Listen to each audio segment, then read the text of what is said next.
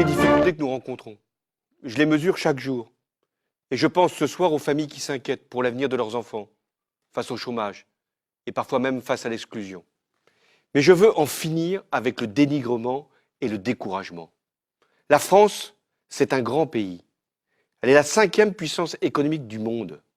La France, elle prend ses responsabilités chaque fois que la paix est menacée, grâce à l'intervention de nos soldats en Afrique, en Irak, et je veux les saluer partout où ils se trouvent. Ils font honneur à leur drapeau. La France, c'est une diplomatie active qui cherche inlassablement la solution à des conflits comme en Ukraine, où je me suis impliqué personnellement, ou au Proche-Orient. La France, elle fait avancer l'Europe. C'est elle qui a porté la priorité de la croissance avec le plan d'investissement de 315 milliards d'euros qui va être lancé dès 2015 par la Commission européenne. La France, elle est reconnue pour ses innovations, pour sa culture, pour le talent de ses entrepreneurs, de ses créateurs, de ses chercheurs. Elle a été honorée cette année par 2 prix Nobel. Nous avons donc toutes les raisons d'avoir confiance en nous, mais à une condition: avancer, faire preuve d'audace, refuser le statu quo, écarter la régression. J'ai fait le choix de l'avenir, tout en restant fidèle aux valeurs de la République et à notre modèle social. La France n'est pas une nostalgie, c'est une espérance. Mon devoir, avec le gouvernement de Manuel Valls, c'est de tout faire, tout entreprendre pour préparer la France de demain, de tout donner pour notre pays. Je crois à la persévérance, à la constance, au travail dans la durée. L'année 2014 fut une année rude, jalonnée d'épreuves de toutes sortes. J'ai tenu bon et suivi fermement le cap que j'avais fixé. Le pacte de responsabilité, je l'avais annoncé en début d'année devant vous. Il entre en application dès demain matin. Les entreprises, les travailleurs indépendants verront leurs charges baisser. Il n'y aura plus aucune cotisation patronale pour un salarié payé au SMIC. Aux entreprises maintenant, d'embaucher et d'investir. C'est le sens du mot responsabilité.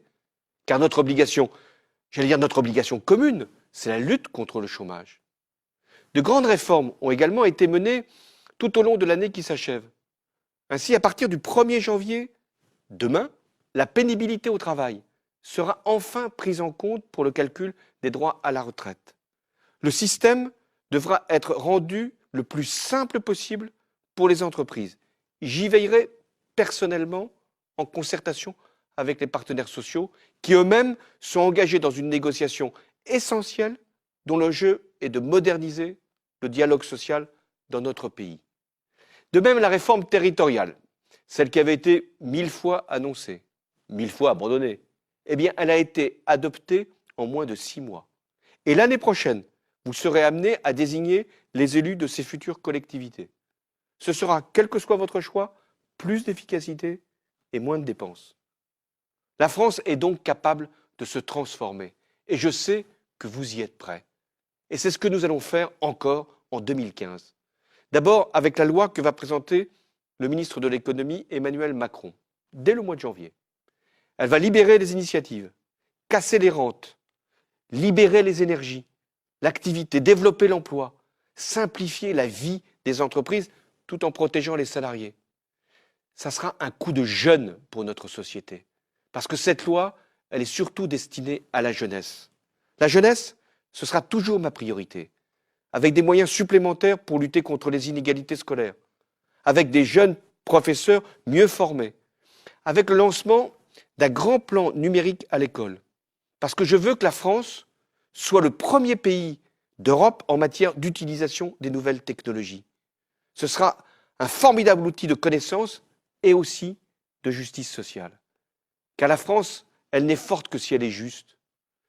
Aussi, en 2015, sera supprimée, je m'y étais engagé, la première tranche de l'impôt sur le revenu. Les allocations familiales seront désormais modulées en fonction des ressources. L'accompagnement des personnes âgées sera amélioré. L'accès aux soins sera facilité, sans que soit mise en cause la liberté des professionnels de santé.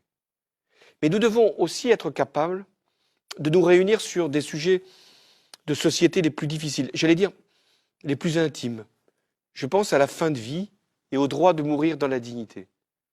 Je souhaite qu'en 2015, le Parlement puisse adopter Une loi consensuelle qui contribue à l'apaisement des souffrances et prenne en compte la volonté des malades. Mes chers compatriotes, la France avancera donc l'année prochaine, dans tous les domaines et pour tous. C'est le combat que j'ai engagé. Ce combat, je le mènerai jusqu'au bout.